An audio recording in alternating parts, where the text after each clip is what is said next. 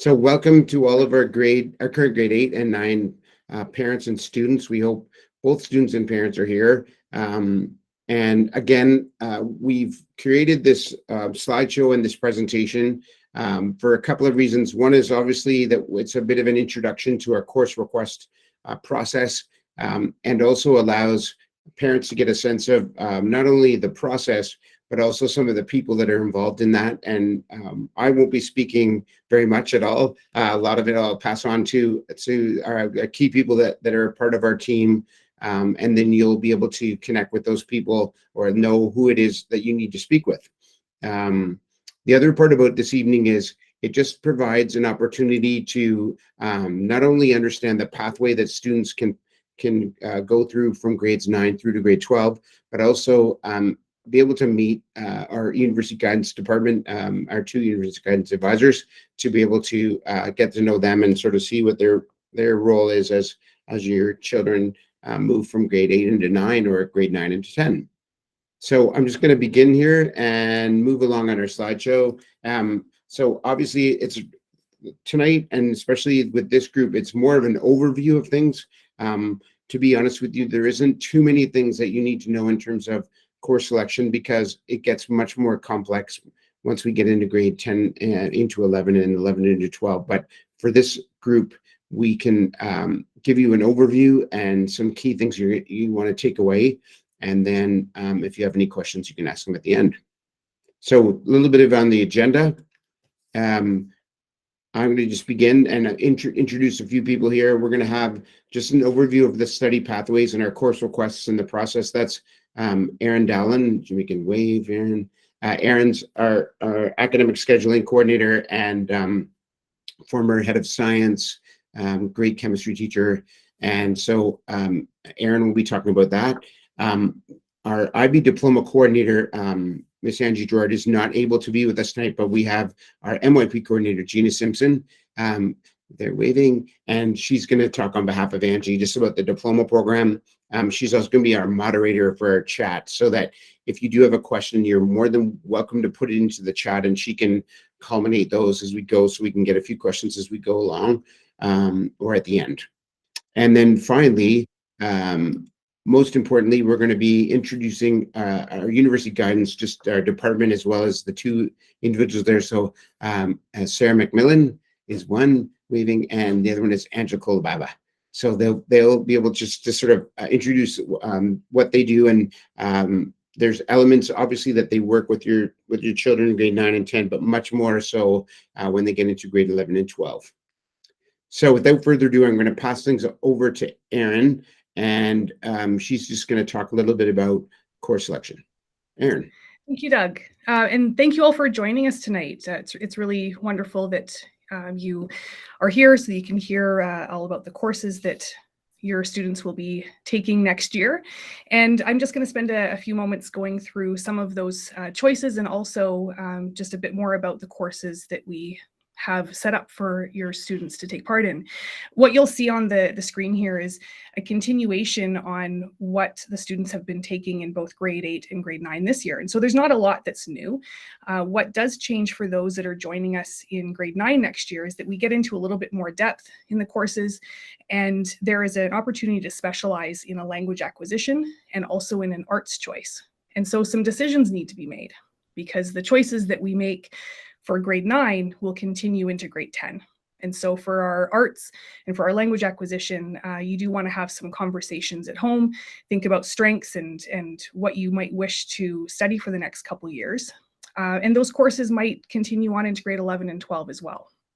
So you'll see on this list here that we have our language acquisition, choices of French, Spanish, Mandarin, and also for new English-speaking students, sometimes we have them enroll in our English acquisition course, which would be a continuation perhaps for some students that are currently in grade 8. Again, that arts choice, we have visual arts, band, and theater. And then the rest of the courses are the same. So not anything new there. We do have our career courses, so career education 9, and you'll see their career life education 10.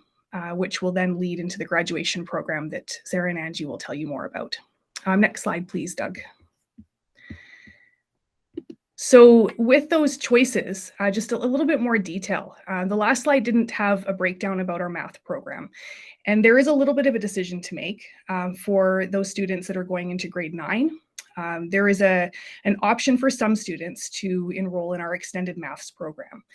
And just a bit of a note about that, this is for those students that they have a love of math. It's one of their favorite courses. They would like to go on into studying this at a higher level in grade 11 and 12, maybe even into university. And so this is a course that is lining them up for that extended knowledge and depth of education later on.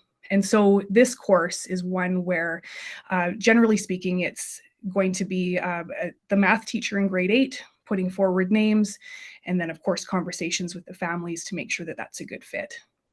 If you are interested in taking that course and you want to speak with your math teacher, I certainly recommend that you do that.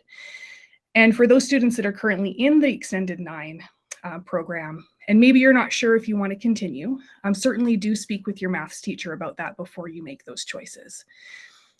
For language acquisition, there's also a choice of extended French. And so like with the math, you might want to have some conversations just to make sure that you're making a good choice there into the depth of that language. For students in grade 9, you're going to be continuing with the same language course in grade 10. And so again, you want to make sure that you're thinking through those decisions, you're asking for help, you're talking with your parents, you're talking with your home form advisor, maybe reach out to your languages teachers and just make sure that the choice is the right one for you. Because there's certainly some good options here. Mandarin and Spanish is another one that you'll want to consider. Now for arts, we also have students that enroll in these courses continuing for both grade 9 and grade 10. So if you enroll in Math 9, the expectation is that you would continue that into grade 10. Likewise with our theater and with our visual arts courses. So also, please do make sure that you ask questions, you learn a bit more about those from speaking with your arts teachers to make sure that you're making a good choice. Now for those students, let's say you enroll in visual arts 9, but you still really love the theater. You can still be a part of the theater. You can be a part in it outside the timetable in our theater company. Likewise with choir. So there are still some opportunities to be involved in more than one art. For jazz band outside the timetable, that one you have to be enrolled in the concert band during the in-school hours. So do take note of that with that course request process. And from here, I'm going to pass it along back to Mr. Palm to introduce our next speaker.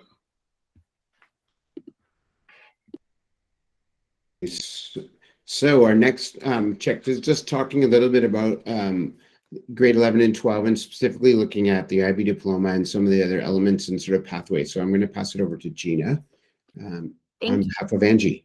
Okay. Hi, everyone. Thanks for joining us this evening. So even though the diploma program is not in your direct line of vision this year or for next year, it obviously is in the future. And so we just wanted to kind of highlight, as you are making these course selections, things that you might want to be mindful of when your student gets to the end of grade 10 and is starting to select for grade 11. So what we like to kind of think of is once they are done the MYP at the end of grade 10, it kind of becomes a choose your own adventure in the best way. Madame Gerard has kind of listed these 3 bullets just to kind of summarize 3 kind of overarching pathways. But each student could very well have a unique pathway towards graduation at GNS. So the 3 options that she's presented here the first one is a combination of taking IB diploma courses as well as provincial high school courses. And again, what we really want to make sure is that students are able to select what best fits for them and where they want to go for future. And that's where our university guidance counselors are just so amazing at helping them make those decisions. For students that want to take on the majority of the IB diploma courses, and so those would be your language and literature, language acquisition, a course from individuals and societies, a course from sciences, a course from maths, and a course from arts, or an additional science or individuals and societies course. Maybe they're really interested in those subjects, but they don't really want to take on the full diploma. The only difference would be that they would then choose to do those diploma courses, but not do what was called the core, which includes an additional course called Theory of Knowledge, completing the extended essay, and completing I'm always going to get this wrong, creativity, action, and service, I think. Yes, they're CAS. And so they can still complete all of those diploma courses. They would be considered a course candidate and fully engaged in that as well. But if they want to take on the full diploma, that is absolutely an option for them. And Madame Girard is an excellent person to speak to for more details. Just know that there is lots of conversation in students' grade 10 year about options for them and future pathways. Both Ms. MacMillan and Ms. Colibaba have lots of conversations with grade 10s as well as their subject teachers about the different course offerings in each department. So we've got them. We will help them explore all of those different options. But these are all questions that often come up as you kind of enter into the senior school and get further along and kind of wondering what's beyond MYP, which usually when you see my face is all I'm talking about is MYP. So believe it or not, there's a world beyond there. So anyway, so that's all for now. That's what Angie wanted to share with you tonight. And I believe I'm passing it over to our lovely guidance counselors now. Awesome. Just before I jump, I'm going to jump in there and just explain too that in grade 9 and 10, as Ms. Dallin mentioned, that we have our career education course as well as our something called CLE, Career Life Education. And that sort of really helps a pathway of career ed. And when it gets into grade 11 and 12, then our university guidance counselors take over. But it really helps to provide time and opportunity for the grade 10s, especially to be talked to either through Madame Girard or the university guidance people at the CLE course. So it's a really nice way to make sure that the students are kind of in that wonderful pathway forward. Okay, so we want to introduce these great people that are going to be a big part of helping your children look for ways to get beyond the school and all these wonderful, amazing post-secondary choices they have. And so I'll pass them over and I'll let them introduce themselves. Here we go. Good evening, everyone. My name is Angela Colibaba, and it's a pleasure to have some time with you this evening, and we'll talk a lot more in the future. This is just the start of the conversation. We just wanted to let you know we're here for you and that you're not alone in the process as you plan for the future, and we love what we do. So it's really exciting to get to know each person and each family. My background in particular, I'll just introduce myself first and then Sarah MacMillan will take over, is from the post-secondary world. So actually Miss MacMillan, as she goes by, and I have a combined years of 36 now of post-secondary advising. And so we come from recruitment and admissions lens when we plan our curriculum and when we advise students. So we just know what it's like on the other side. We have really strong networks that we've worked with over the years, people we can just call up and get advice from. The landscape's constantly changing, so that network is a key piece of what we do. And so I used to work for the University of Victoria, and I worked in their international and domestic student recruitment and admissions. And I've been to over 60 countries working with students from around the world, going into classrooms, working with counselors like myself to help people figure out the right path for their future and their career goals. So that's a little bit about me. I'm also a parent from GNS. So I have a son, Connor, who's in grade 4, and a son, Bryce, who's in grade 2. And so I may know some of you. So yeah, thanks for your time. I'm going to pass it over to Sarah MacMillan. Hi, good evening, everyone.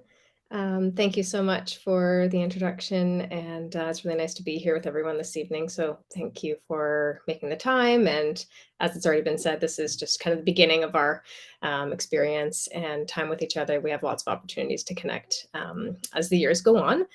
Just to tell you a little bit about myself, I do come from a post-secondary background. I have been at GNS now for 6 years, and it's been a really wonderful transition to be in a more kind of community and individual student-centered environment. However, before joining at GNS, I started way across on the other side of the country in Kingston, Ontario, where I completed my education at Queen's and then spent a few years there working in recruitment and admissions. So some national and international recruitment, attending many high schools. And then I started to make my trip out west and spent just about 8 years at UBC in Vancouver in the admissions office, and had a lot of exposure to policy and procedure there. And a really important part of that experience was learning about reading personal profiles and that component of their admissions process. So that was great learning. And then most recently, before joining GNS, I spent some time as a current university advisor in the UVic academic advising office. So working with first and second year students. So lots of different hats and different experiences in the university world, but it's been, again, as I said, great to come to such a strong community in GNS. So yes, 36 years combined. That total keeps going up every year. And in addition to being advisors, we are also teachers. So I'll dig into that in a moment in a little more detail. But Ms. Colibaba and I both teach the Career Life Connections 11 and 12 course. And we have a wonderful space. So just to let you know where we're located for our middle school community, we're in Lower Simpson and just close quarters with the math department. If you just head on down the hall, you'll find us there. We have a nice kind of purpose-built space where we have advising offices, as well as a nice central location where we get to host university representatives and have some of our classes in there. So it's been a really wonderful resource to have such a great space. We had that updated a few years ago. Next slide, please. Okay, so just to elaborate a little bit, we do have a curriculum built into our program, grade 9 careers that shifts into Career Life Education 10, and then the grade 11 and grade 12 program that Ms. Colibaba and I both teach. We do really value, as Mr. Palm was already indicating, having that carved out time in our timetable to connect with students on a consistent basis. We know some other schools provide that, more in an online manner, but we do very much value having it anchored in our timetable so we can deliver, a curriculum that we've designed and put together quite intentionally to support students on their pathways and on their journey, and lots of opportunity for learning and connecting. So we do often get asked, what should we focus on? What should I be doing in these earlier years? And, we just really want to emphasize that there's no recipe behind the scenes in the post-secondary environment or in other places around the boxes that you need to check to get into a great university. We know they value all kinds of different experiences. And so we really the encouragement now is to lean into what you enjoy. What really gives you energy? Are there things that you do that you lose all sense of time and kind of, just don't notice that 3 hours have gone by when you're working on your art sketchbook or your service opportunity or the certain courses that you really get energized by, and just notice those things. Universities are more so looking for a unique and authentic story, and just your ability to share that as opposed to a specific set of criteria. So at these earlier years, we just, again, really encourage lean into what you're enjoying, notice what you're enjoying, and we'll continue to have that conversation later on in the senior school. We're also available for individual meetings, of course. As it was, I think, mentioned before, we're doing quite a bit of work with the grade 10. So something you can look forward to coming up soon is more advising appointments and lots of kind of education and unpacking of the IB Diploma program that Mrs. Simpson was just touching on earlier. So there's lots of support and lots of information coming up. Next slide, please. Okay, great. And then just to give you a couple of examples, when we talk about our curriculum and our program, a couple of features. One is we do spend a good amount of time discussing values. So really getting at those underpinnings of what do you really value, how are those showing up for you on a daily basis, and using those as a foundation to understand your story and build from there. So that's the type of workshop that we would run in our Career 11 course to work with students on that journey. And then next slide, please.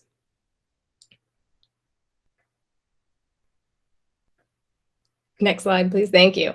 And then another piece that we've really just culminated and wrapped up with the grade 11s is our Clifton's Strengths Finders tool. And we onboarded that deliberately given how evidence-based it is. And we really wanted to have a conversation with grade 11s around what they're already innately doing well. To really focus on a positive conversation about their strengths, their unique talents. And so we've recently completed the assessment with students and then offered some workshops around understanding their unique top 5 traits and how they're showing up in the world, and wrapping up recently with a strengths statement. So those are just some examples of some of the workshops that we're running in our program to then support the post-secondary planning and writing personal statements or preparing a cover letter for a summer job. All those components do weave together quite nicely. All right, and then I think I will pass it over to Ms. Colibaba. Thank you. Thanks, Sarah. Thanks, Ms. MacMillan. So we've covered a lot already at the high level perspective of what we do, and we don't want to swarm you with a whole bunch of details because everyone's at a different place and stage in the process. Some people want more guidance at this point, and some people just want to keep flowing with their life and enjoying what they enjoy, noticing what brings them kind of curiosity and kind of reflecting on what they're learning through their experiences. That's all part of the process too. So it is a personal journey for each family, but we just don't want to put lots of pressure on you right now. Just keep being yourselves and keep noticing what it means to be you and reflecting on that. The reason why we emphasize that self-awareness piece is because the post-secondary landscape is always evolving and changing. Admissions requirements can change based on competition. So there's only so much space in certain programs. So a grade average might change from year to year, or content knowledge might shift over time. But what universities and colleges really are looking for, that seems to be pretty steady, is just a sense of self-esteem, self-confidence. How are you going to contribute to their campuses? So that whole story piece is a big part of it. And it helps students really recognize, most importantly, what is a good fit for them when they go on to pursue post-secondary activities, whether it's a gap year or going to a university in another province or another country.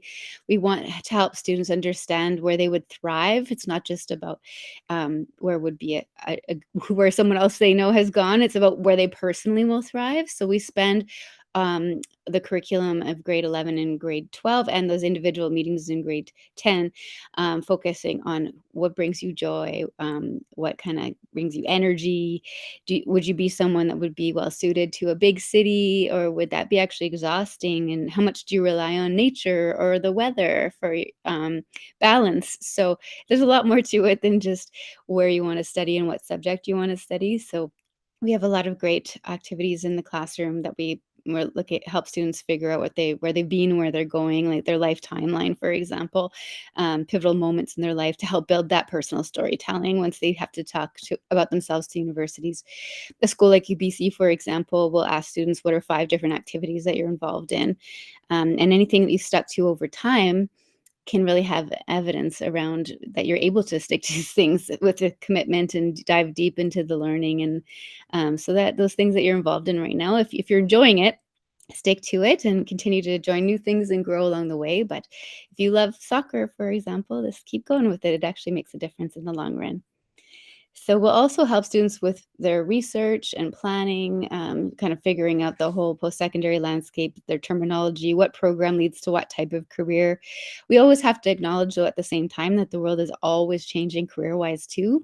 There are careers that in 5 to 10 years from now, we don't even know will exist. So what we have to do is help students feel empowered to adapt and pivot as the world changes around them, and that they're being authentic to themselves and ensuring that they're really rooted and anchored in their own identity to be able to adapt accordingly.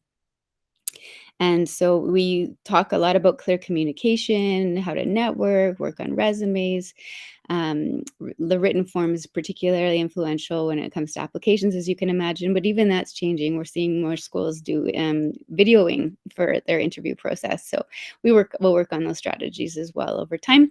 In the meantime, if any students applying for a special summer opportunity, or they want to apply for a volunteer position and need help with their resume, it's something we're always here to help with as well. So you can reach out to us. And next slide, please. So what some tips for you now.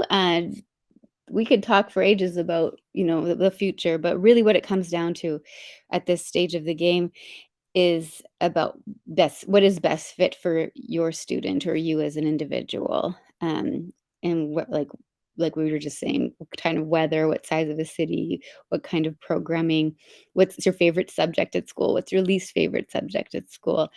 A really important method of understanding fit is doing campus tours. So even if you're on vacation and you're in Hawaii or whatever, and you happen to be near a university, go check it out just to see what a bigger or smaller university feels like. It doesn't mean you'll necessarily go to that school, but it's to gain perspective. How you feel in an environment really changes things, and it helps to inform that perfect sort of real authentic decision making that's rooted in who you are individually. If you're thinking of studying abroad, especially in the US, you may want to be looking at taking the PSAT in grade 10. So we'll send out information in September about this, of how do you register, but it's offered at GNS in October. And it's not a high stakes test by any means, but it's just practice to give you a sense of how you will do on an SAT, which are mostly optional still, but it's an opportunity to showcase your skills when you do apply to school. So we encourage students going to the US to prepare to take the SAT in grade 11 in the springtime. So grade 10 is when you would try the preliminary SAT at our school. What else can I tell you here? So when you do learn about the different institutions, ask them questions. You're interviewing them as much as they'll be interviewing you later. So there'll be college fairs and universities fairs that come to Victoria, or when you visit the campuses, you also will want to meet with the admissions teams there. And then you can ask them about what makes them unique as a school, and what does an ideal applicant look like? Why should you consider them? So keep a notebook, keep asking your great questions, and realize they really want to support you to find fit as well. The program of studies document will give a lot more information about how to plan for your courses next year and the years following. But really the key thing is lean into your passions, your strengths, and your interests, and keep an open mind so you can be adaptable and you can really shine. Next slide, please. So we're here to support you, as I was saying in the beginning. We send out information through the GNS News and the GNS email system regularly. We also have a place on Blackboard under resources called University Guidance, and you can see upcoming post-secondary visits. Some are virtual, some are in person. So, but the better we get to know you, the more customized our service can be. So please do reach out. Just send us an email regarding availability. We welcome one-on-one, virtual, and in-person family appointments. Just send us an email so we can sort out our schedules. So we've kind of repeating the same message, but what you can do now is reflect on what you're learning in your life and what you're enjoying. And in those interesting, maybe challenging moments, they're teaching us a lot about ourselves. So keep a journal and keep reflecting and thinking about what you want from your future, knowing that that might change. People change their mind all the time. In fact, 50% of first-year students going into social sciences and arts programs do change their program. So it's about being flexible, but keeping doors open, which is why we're here for you. Thank you so much. And is there any other slide for me, Mr. Palm? Thanks, Ms. Colibaba and Ms. MacMillan.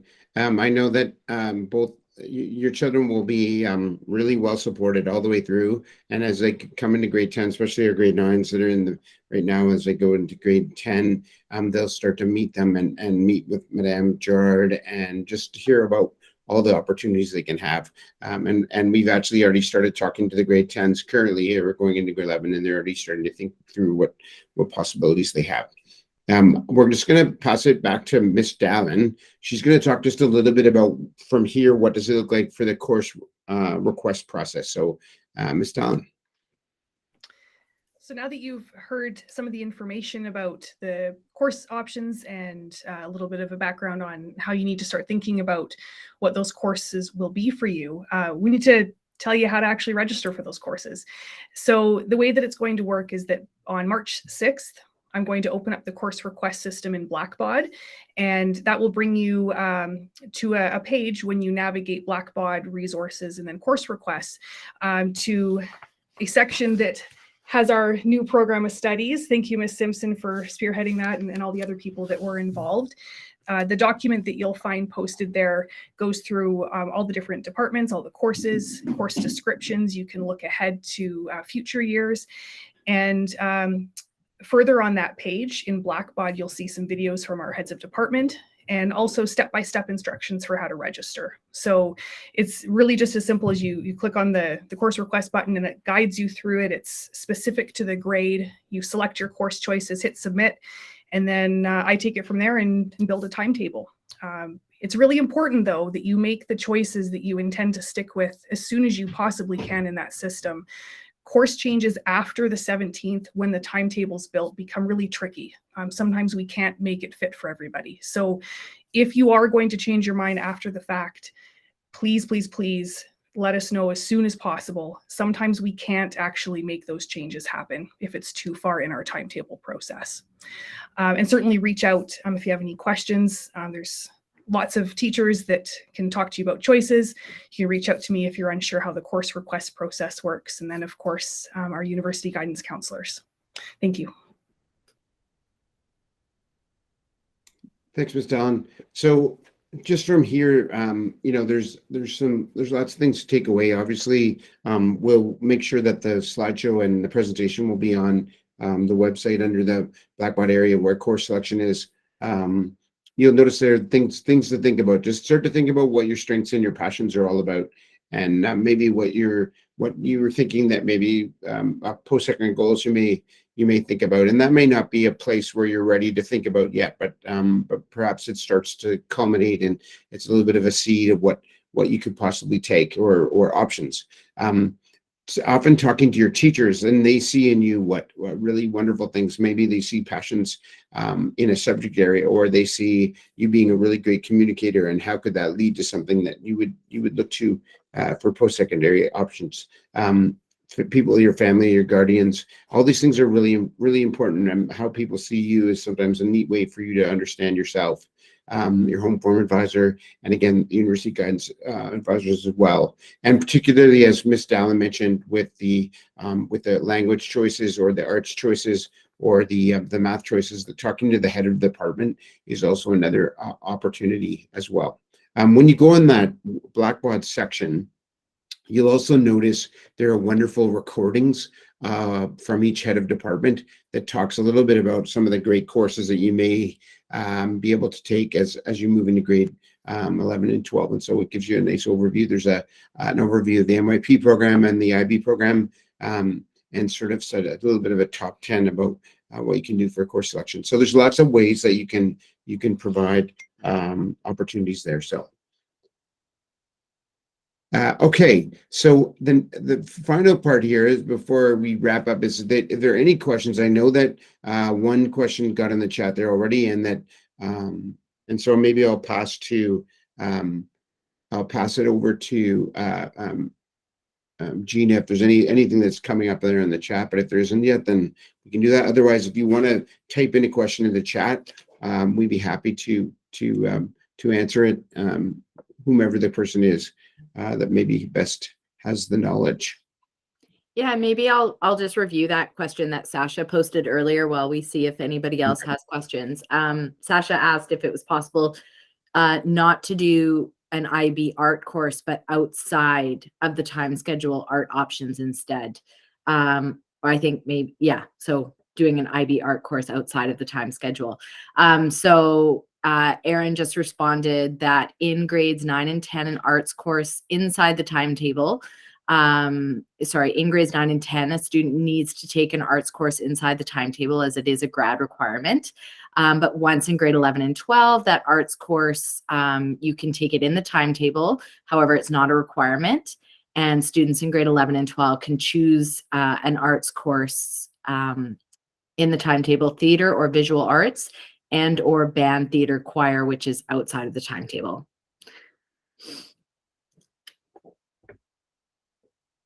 Does anyone else have any questions? I can't stress enough to go have a look at the program of studies, not only because it's my blood, sweat, and tears. No, just kidding. But it has excellent course descriptions. And it also, something that I did want to point out on pages 5 to 7, it shows lots of those different pathways towards graduation that I was mentioning before. So it gives really detailed descriptions of what is on offer. And also the best source also for any student curious is to talk to their subject teachers, because they're full of information. Fantastic. I was going to actually, if I stop presenting here for a second, I'm going to actually change my tab, and I'm going to show another tab so people can see where they can find the. Let me go here. Hold on. Working away at it. So if you're on the, I'm just going to share this. You can see if you're on the, if you go to the Blackboard and you see resources here, it doesn't matter if you're a parent or a faculty, but you have resources. You'll see down here, if they scroll down, that right here, you see course requests down there. And if you click on that button there, then once you're in here, there's just a wonderful wealth of knowledge of things. So there's our new course, the program of studies. If you click on that, you get a digital copy of that. You can see it. There's where the course request, where you can click on the tab there, and that's will help you get to your choices that you have. There's a bunch of different videos you can see here of different groups based on our diploma courses, but also a lot of different really neat courses you can see that have a bunch of different things there, different heads of department talking about things. We've got Ms. Simpson as well as Madame Gerard talking about the MYP and the DP. You'll see there, that's from last year, but that's where we will have this presentation up to be able to do that. And so there's wonderful opportunities. Mr. Jomi talks a little bit about math pathways, which is another clear and helpful way to sort of understand the math department and how that works as we go from grade 6 to 12. So that's where you will find most of this. And it's a really wonderful wealth of knowledge. You can look at those videos as many times as you want. And again, you can reach out to each of those HODs if you wish as well. So hopefully that helps.